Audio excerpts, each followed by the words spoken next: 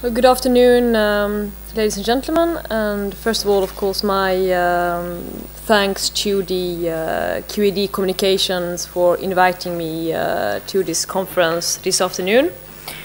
I have unfortunately not been able to be here during the days, but I've heard that you have had interesting and lively debates, and I hope that we will set forth that trend also during this session on commodity markets.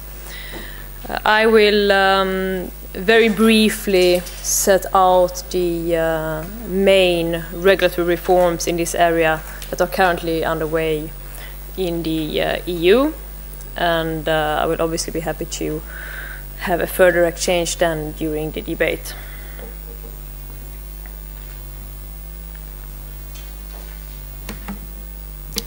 First of all, where does the European Commission come from in this area? We do, of course, not act within a vacuum. We do live in a turbulent world where leaders, global leaders, have decided to come together and agree on a common regulatory agenda.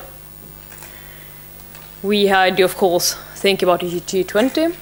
And when we look at commodities and commodity derivatives, there are a couple of particular G20 engagements that are relevant in this context.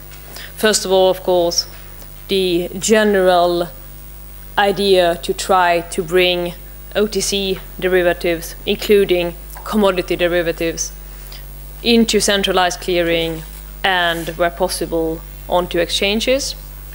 But also, more specifically, concerning commodity markets, where the G20 leaders have said that there is a need to improve the regulation and the supervision of those markets. This was said in Pittsburgh and very clearly confirmed in Cannes last year. I know you all know those quotes by heart, but I think it's important to keep in mind that when we look at regulatory action in this field, it's not only the regulators that got a good idea and thought they should do something, but we do have a global regulatory agenda here, which the European Commission tries to implement in an as intelligent and efficient manner as possible.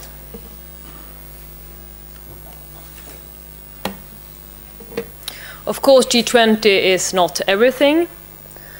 From the Commission side, we set out our thoughts on the commodity markets, not only the financial side, but also more general, the fiscal markets, in a communication that we published in February last year. We have, of course, been following very closely the work going on in IOSCO and the principles agreed on that level, which we think are very well reflected in the policy responses we have prepared. We have Council conclusions from the heads of state and government from the 23rd of May last year. And of course, as I mentioned, the IOSCO final report from September last year. So all this to emphasize once again that we work in something which is an international framework, and that is the context in which the Commission's proposals have to be seen. So what have we done on EU level? First of all, generally when it comes to derivatives, and of course, as I said earlier, including commodity derivatives, our so-called EMIR proposal, which foresees central clearing, reporting of derivatives and to trade repositories. Proposal from September last year, and where we hope to be able to have a final agreement between the co-legislators, the Council and the European Parliament, within the next days. The next one is also the main subject of this conference, which is the review of the MiFID directive, the MiFID II, presented in October last year, together with our reinforced framework for market abuse. And finally, And both, to be mentioned, of course, both those two measures are still relatively new, still being negotiated on the one side by the Council and on the other side by the European Parliament. And it's, of course, very much the Commission's wish that the co-legislators will come to a swift conclusion of those important dossiers during this year. The last proposal I have put on this slide does not relate to financial markets. It's nevertheless, of course, very important. As we all know, one of the challenges in the area of commodities is the interplay between the financial markets and the impact trading on commodity derivatives have on the physical, on the underlying market, and the other way around, needless to say. And we did, or the REMIT proposal, which regulates wholesale energy market, was adopted by the co-legislators last year. It's important in this context since it is, as far as energy markets are concerned, kind of regulates and supervises the physical markets as a complement to the energy derivatives, which are regulated and supervised as per the MiFIR directive.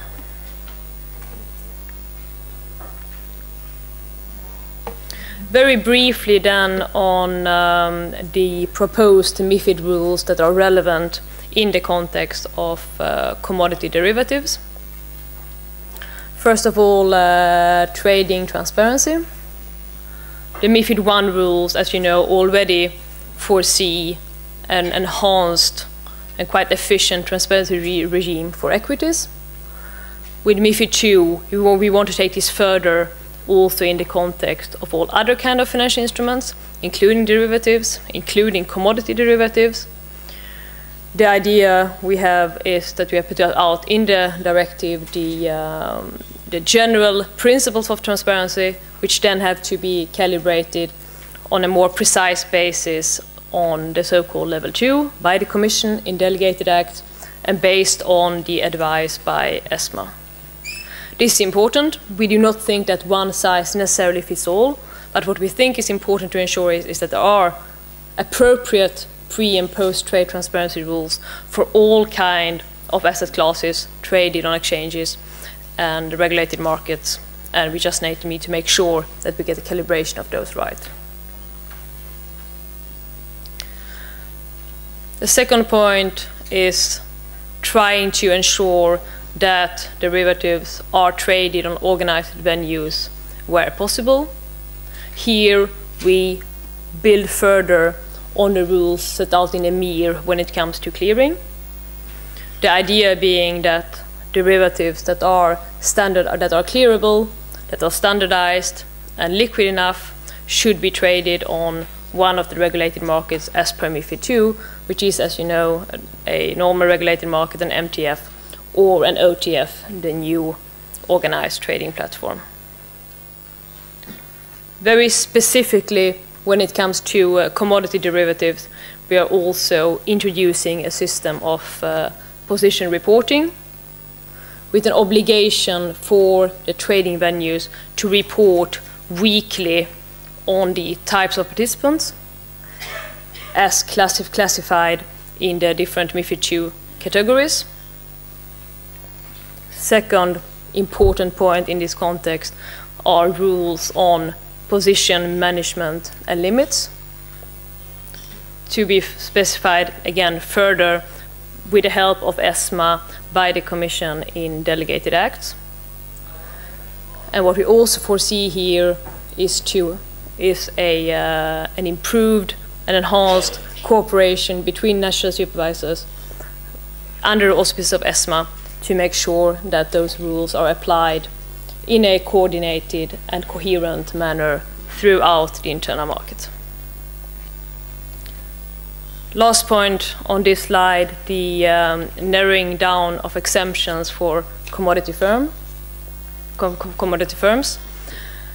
Here, our approach is relatively simple. It's the same approach as we followed in the EMIR proposal, which is to say that where non-financial companies act as financial companies, we see no good reasons why they should not be subject to exactly the same rules and requirements as financial institutions.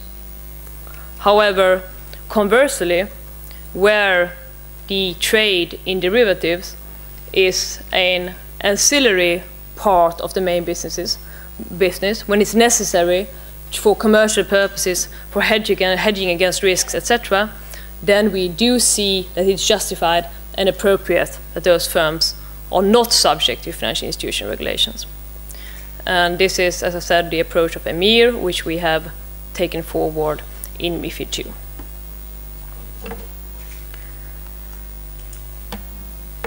Very briefly on the market integrity angle, market abuse. As mentioned, together with MiFID II, we also proposed revised rules on market abuse, a revision of the market abuse directive, turning it into regulation, and also rules on criminal sanctions. This is very important. The world has obviously developed and moved away compared to what it looked like in 2003. And in the context of commodities, what's important is that we now, in the definitions of market abuse, in the market abuse framework, also include price and sensitive information which is relevant to both the spot and derivatives markets. We also extend the scope to trading on all kinds of markets and including OTC. And importantly, foresee a cooperation between the relevant financial market authorities and the physical market authorities, or whatever other relevant public authorities are involved, in order to ensure that we detect early market abuse attempts on the financial side of the market as well as on the physical markets. And lastly, a word on remit. Important piece of the puzzle when it comes to the energy markets. We have put a lot of effort into making sure that there is a seamless transition between remit and in particular the market abuse framework, making sure that the definition of inside information and other definitions in the context of market abuse are the same in remit and in the market abuse regulation, and also importantly making sure that there is no double reporting, so firms that report transactions to ASAR, the remit authority, should obviously not have to report also under MiFID, and vice versa.